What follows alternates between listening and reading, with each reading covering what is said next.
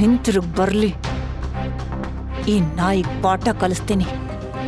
ಈ ಬಿಕಾರಿ ನಾಯಿನ ನಾನು ಮನೆಯಿಂದ ಹೊರಗೆ ಹಾಕ್ಲಿಲ್ಲ ಅಂದ್ರೆ ನನ್ನ ಹೆಸರು ಶರ್ಮಿಳಾನೇ ಅಲ್ಲ. ತನ್ನನ್ನ ಒದ್ದು ಓಡಿಸೋಕೆ ಕಾದಿರೋ ತನ್ನ ಅತ್ತೆಯನ್ನ ಸಾಮ್ರಾಟ್ ಹೇಗೆ ಎದುರಿಸ್ತಾನೆ? ಅವನು ತನ್ನ ಅತ್ತೆಯಿಂದ ತಪ್ಪಿಸ್ಕೊಂಡ. ಮುಂದೆ ಏನಾಯ್ತು? ಅಂದು ರಾತ್ರಿ ಸಾಮ್ರಾಟ್ ಬೆಂಗಳೂರಿನ ಅತಿ ದೊಡ್ಡ ಹೋಟೆಲ್ ಸಫೈರ್ಗೆ ಬಂದ. ಆದ್ರೆ ಲೋ ಕ್ಲಾಸ್ ನಿಲ್ಲೋ. ಅಡ್ರೆಸ್ ತಪ್ಪ ಬಂದಿದ್ಯಾ? ನಿನ್ನೆಲ್ಲ ಯಾರು ಒಳಗ್ ಬಿಟ್ರು? ಹೋಗೋ ಹೊರಗೆ. ಮೊದಲು ನಾನು ಹೇಳೋದನ್ನ ಸರಿಯಾಗಿ ಕೇಳಿಸ್ಕೊಳ್ಳಿ. ಈ ಹೋಟೆಲ್ ಅಕ್ರಮ್ ಸರ್ನ ಮೀಟ್ ಆಗೋದಕ್ಕಂತ ಬಂದಿದ್ದೀನಿ. ದಯವಿಟ್ಟು ಒಳಗ್ ಬಿಡಿ ನನ್ನ. ಸಾಮ್ರಾಟ್ ಹಾಕಿದ್ದ ಹಳೆ ಶರ್ಟ್, ಕಿತ್ತೋಗಿರೋ ಚಪ್ಪಲ್ ಎಲ್ಲವನ್ನ ಮೇಲಿಂದ ಕೆಳಗೆ ನೋಡಿದ ಸೆಕ್ಯೂರಿಟಿ. ನೀನು ಅಕ್ರಮ್ ಸರ್ನ ಮೀಟ್ ಆಗೋಕ್ ಬಂದಿದ್ಯಾ? ನಿನಗೆ ಬಾತ್ರೂಮ್ ತೊಳೆಯೋಕೆ ಯೋಗ್ಯತೆ ಇಲ್ಲ. ನೀನ್ ನೋಡಿದ್ರೆ ಗೊತ್ತಾಗುತ್ತೆ. ನಡಿಯೋ ಹೊರಗೆ. ಸರ್, ನಾನೊಂದು ಇಂಪಾರ್ಟೆಂಟ್ ವಿಷಯಕ್ಕಾಗಿ ಅವ್ರನ್ನ ಮೀಟ್ ಆಗ್ಬೇಕು. ದಯವಿಟ್ಟು ನನ್ನ ಒಳಗ್ ಬಿಡಿ ಸರ್, ಪ್ಲೀಸ್. ಅವನು ಮಾತಾಡ್ತಿದ್ರೆ ಅದನ್ನ ಸಹಿಸೋಕಾಗದೆ ಸಾಮ್ರಾಟ್ ಒಳಗೆ ಹೋಗಿ ಟ್ರೈ ಮಾಡಿದಾಗ ಏನ್ ಮಾಡ್ತಾ ಇದ್ದೀರಾ? ಗಾರ್ಡ್ಸ್ ಅವನನ್ನ ಒದ್ದು ಹಾಕೋಕೆ ನೋಡ್ತಿದ್ದಾಗ ಸಾಮ್ರಾಟ್ನ ಎಕ್ಸ್ ಗರ್ಲ್ ಫ್ರೆಂಡ್ ವೈಭವಿ ಹಾಗೂ ಅವಳ ನ್ಯೂ ಬಾಯ್ ಫ್ರೆಂಡ್ ಜಗನ್ ಬಂದ್ರು. ಸೆಕ್ಯೂರಿಟಿ, ಈ ರೀತಿ ಬಿಕಾರಿಗೆಲ್ಲ ನೀವು ಹೊರಗ್ ತಾನೇ ಊಟ ಹಾಕೋದು? ಪಾಪ, ಹಸಿವಾಗ್ತಿದೆ ಅಂತ ಒಳಗ್ ಬಂದಿರ್ಬೇಕು. ನಾವು ಒಳಗ್ ತಿಂದಿದ್ರಲ್ಲಿ ಅಲ್ಪ ಸ್ವಲ್ಪ ಉಳಿದಿದೆ, ಅದನ್ನ ಕೊಡಿ ಅವನಿಗೆ, ಊಟ ಮಾಡ್ಕೊಂಡು ಹೋಗ್ಲಿ. ವೈಭವಿನ ಕೊಲ್ಲವಷ್ಟು ಸಿಟ್ಟು ಸಾಮ್ರಾಟ್ಗೆ ಬಂದ್ರು. ಅಕ್ರಮ್ ಮೀಟ್ ಆಗೋಕೆ ಅದನ್ನೆಲ್ಲ ಸಹಿಸ್ಕೊಂಡ.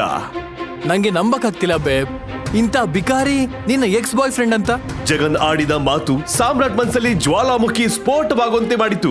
ಸಾಮ್ರಾಟ್ ಒಂದು ಹೆಜ್ಜೆ ಮುಂದಿಡುತ್ತಿದ್ದಂತೆ ಹೋಟೆಲ್ ಗೇಟ್ ಬಳಿ ಐಷಾರಾಮಿ ಕಾರ್ ಬಂದು ನಿಲ್ತು.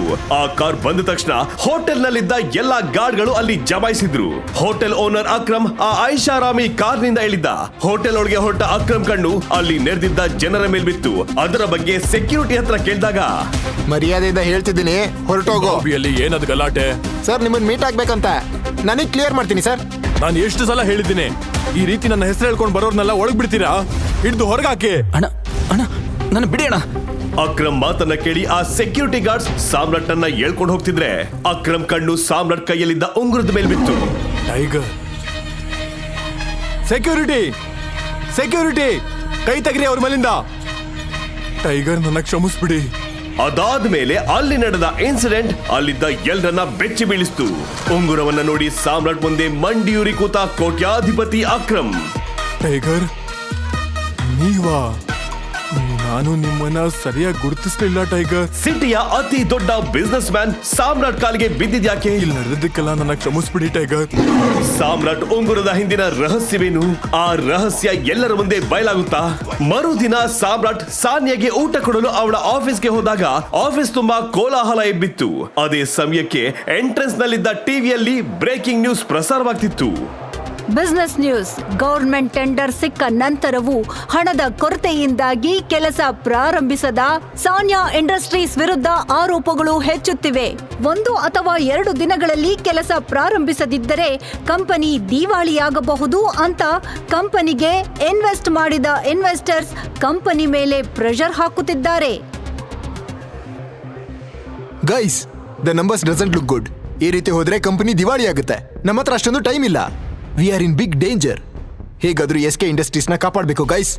ಚಿರಾಗ್ ಸಾನ್ಯಾ ಸ್ನೇಹಿತ ಹಾಗೂ ಬಿಸ್ನೆಸ್ ಪಾರ್ಟ್ನರ್.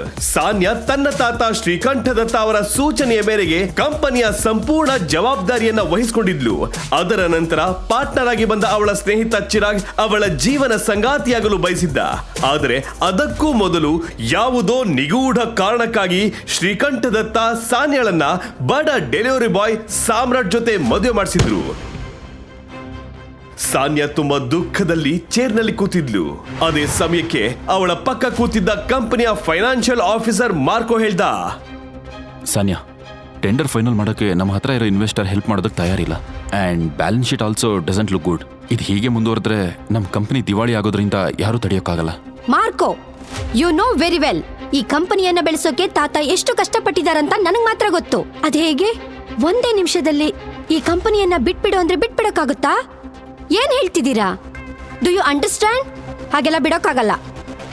ಯಾರಾದ್ರೂ ಏನಾದ್ರೂ ಮಾಡಿ. ಸಾನ್ಯಾ, ನಿಮ್ ತಾತ ಒಮ್ಮೆ ಅವರ ಹಳೆಯ ಸ್ಟ್ರಾಂಗ್ ಅಸೋಸಿಯೇಟ್ ಒಬ್ರೆ ಕಾಂಟ್ಯಾಕ್ಟ್ ಕೊಟ್ಟಿದ್ರು.